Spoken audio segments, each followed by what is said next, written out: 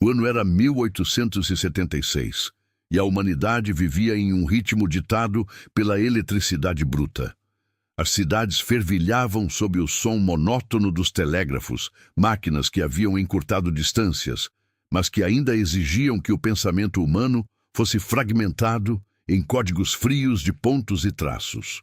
Comunicar-se com alguém do outro lado do país era uma tarefa de especialistas, uma tradução mecânica da alma para o metal.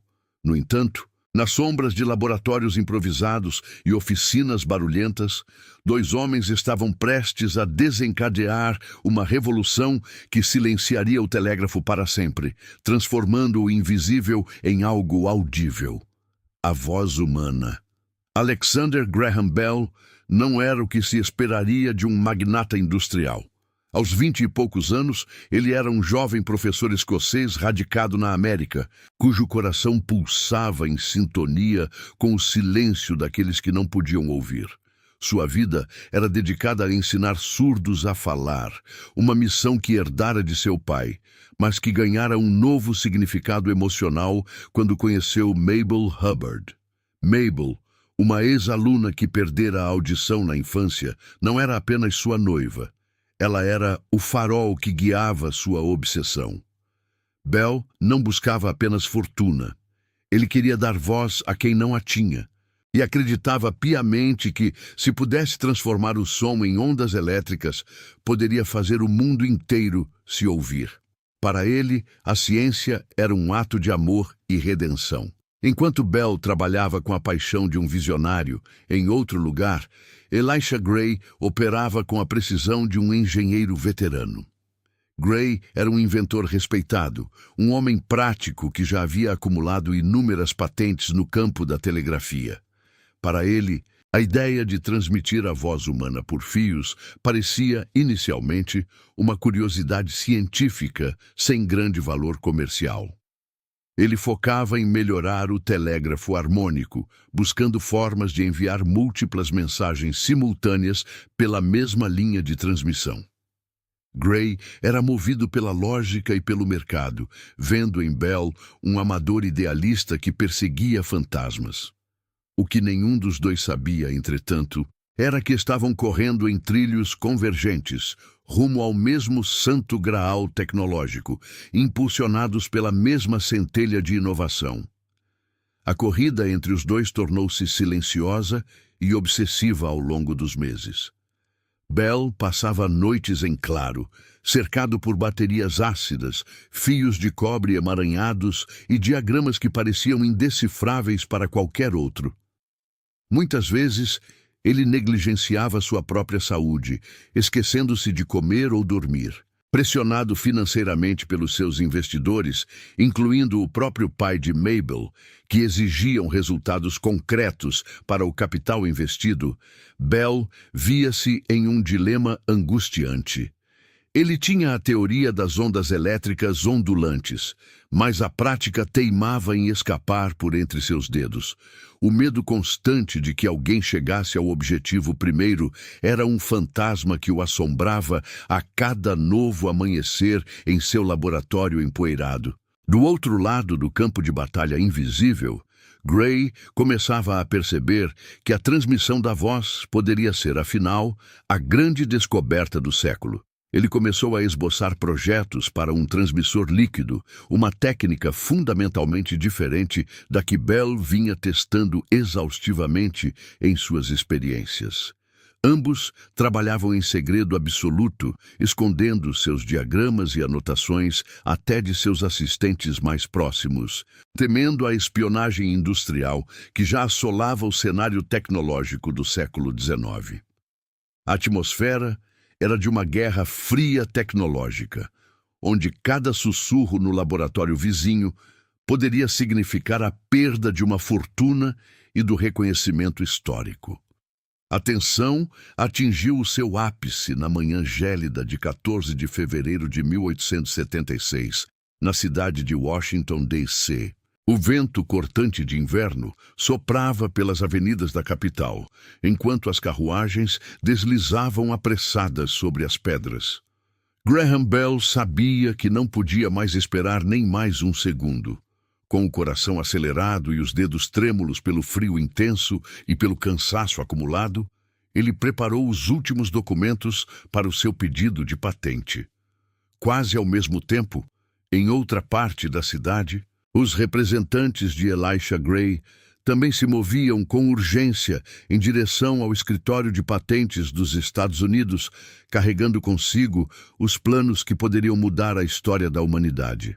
Aquele dia ficaria marcado na história como uma das coincidências mais dramáticas e controversas do mundo da ciência.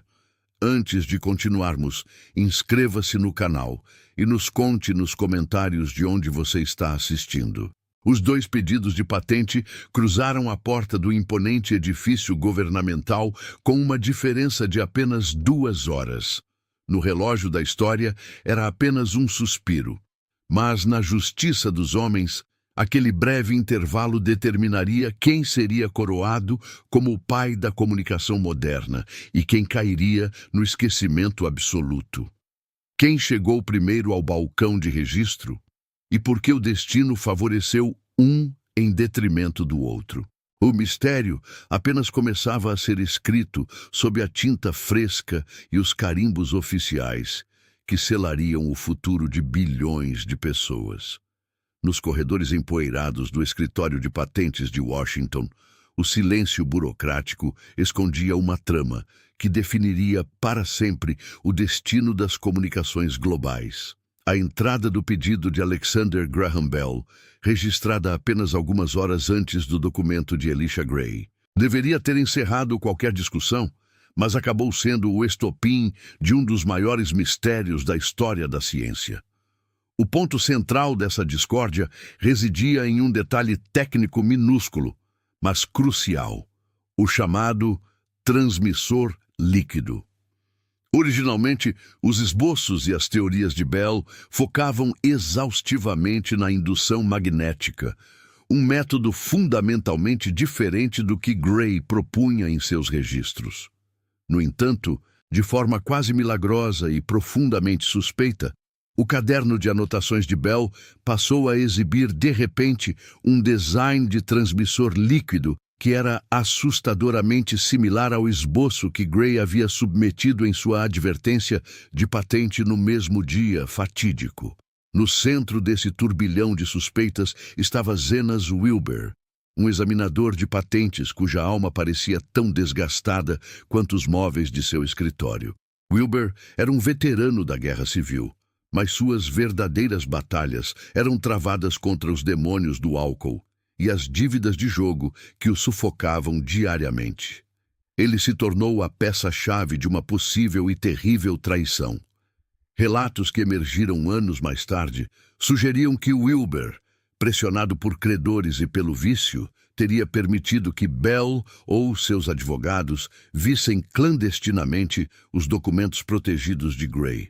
Wilber teria agido como o canal obscuro por onde a ideia de um homem migrou para o papel de outro.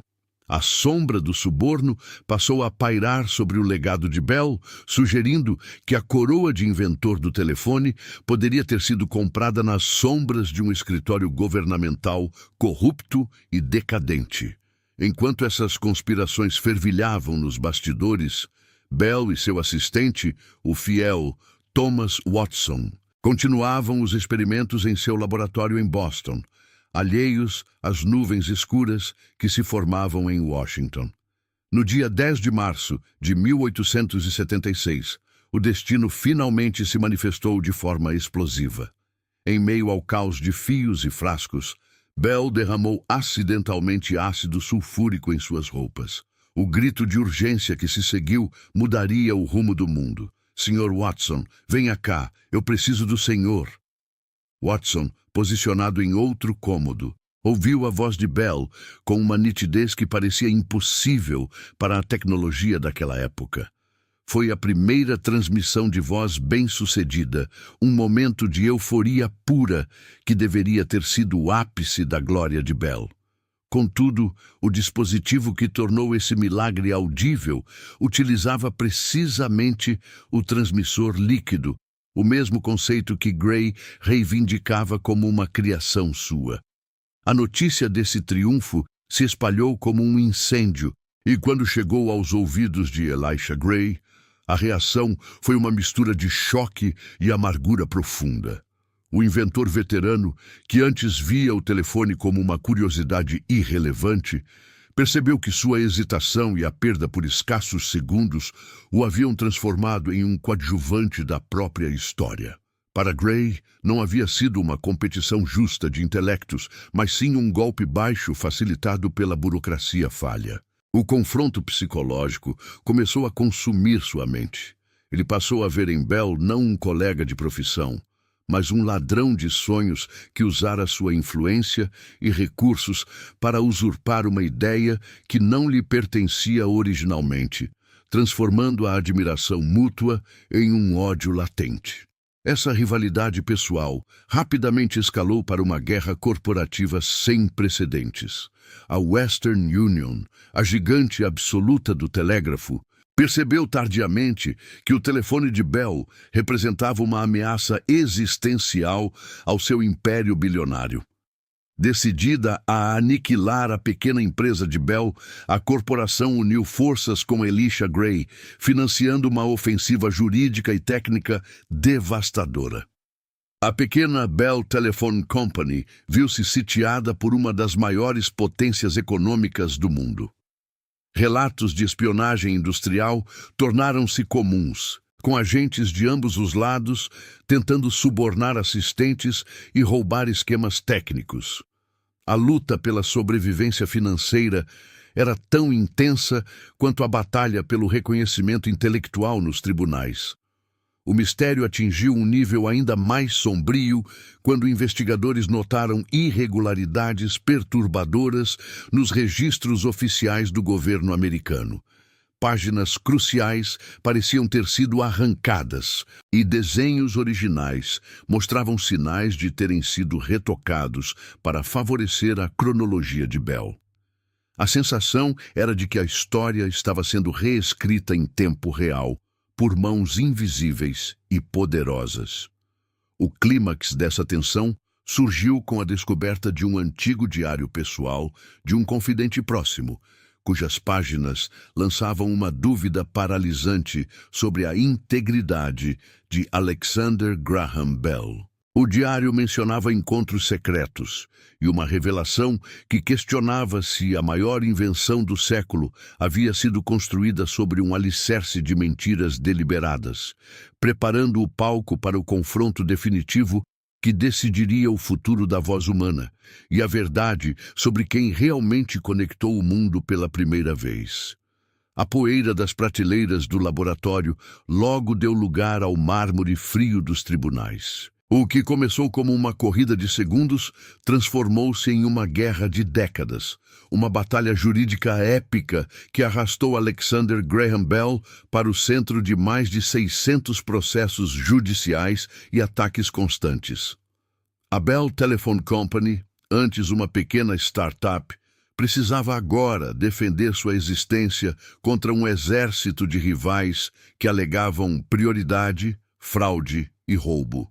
No entanto, em meio aos gigantes corporativos, surgiu uma figura que carregava a melancolia da injustiça: Antonio Meucci.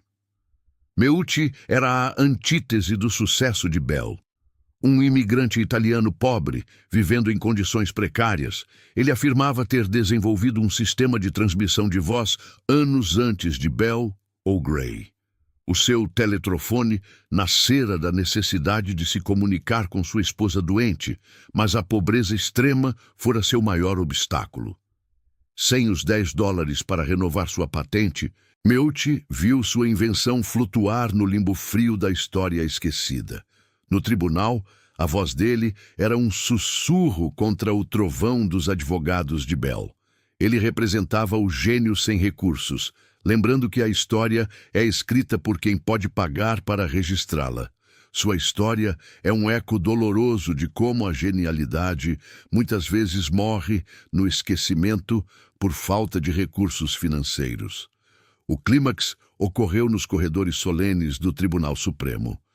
Bell, Carregando o peso da fama e do escrutínio, precisou defender não apenas seu trabalho, mas sua integridade.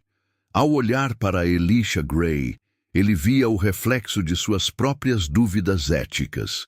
Gray, consumido pela amargura, sustentava que o telefone era uma quimera construída sobre sua advertência de patente. Bell buscava o apoio silencioso de Mabel Hubbard nas galerias. Ela era sua âncora emocional. A pressão era asfixiante, com cada acusação contra Zenas Wilber voltando para assombrá-lo. A pergunta não era apenas quem criara o aparelho, mas se o progresso humano poderia ser legitimado por um ato de possível e terrível traição. O veredito do Tribunal Supremo selou a disputa, mas deixou cicatrizes. A justiça declarou Bell o vencedor incontestável. Essa vitória transformou o professor em um dos homens mais ricos do mundo, estabelecendo um império global. Enquanto isso, Elisha Gray retirou-se para a obscuridade, morrendo convencido de que fora vítima de um sistema falho. O reconhecimento que almejava foi substituído por uma nota de rodapé na história, um destino cruel para o homem que estivera a apenas 2 horas da imortalidade. Sua amargura tornou-se, infelizmente, sua única herança verdadeira. A redenção de Bell foi tingida por ironia. No fim da vida, vivendo em Nova Escócia, o homem que deu voz ao mundo passou a detestar o próprio invento. Bell recusava-se a manter um telefone em seu escritório. Ele estava atormentado pelo barulho incessante, pela intrusão da vida externa em seu santuário de silêncio. A criação que idealizara para unir as pessoas tornara-se uma ferramenta de interrupção em massa. O gênio que lutara por sua patente agora buscava o refúgio do silêncio pacífico que sua amada Mabel habitava naturalmente. Ele buscava o silêncio absoluto que o telefone havia destruído. Essa batalha de segundos deixou um legado imperecível que ainda ressoa nos arranha-céus tecnológicos do Vale do Silício e nas complexas leis de patentes modernas. A disputa entre Bell e Gray moldou as regras de proteção de ideias e a natureza feroz da inovação tecnológica, aquilo que vivemos hoje. Aprendemos que o gênio reside não apenas na faísca inicial da criação, mas na coragem obstinada de lutar por ela, e muitas vezes na simples sorte de chegar ao balcão certo no momento exato e crucial. A história do telefone nos ensina que o progresso humano é um mosaico complexo de inspiração, ambição desenfreada e circunstância fortuita. No final, a reflexão que permanece é profunda e inquietante. Será que o verdadeiro pai da invenção é aquele que a imagina no silêncio sagrado de sua mente, ou aquele que tem a força para fazê-la ressoar em todo o mundo, independentemente do custo ético e pessoal de sua própria paz interior?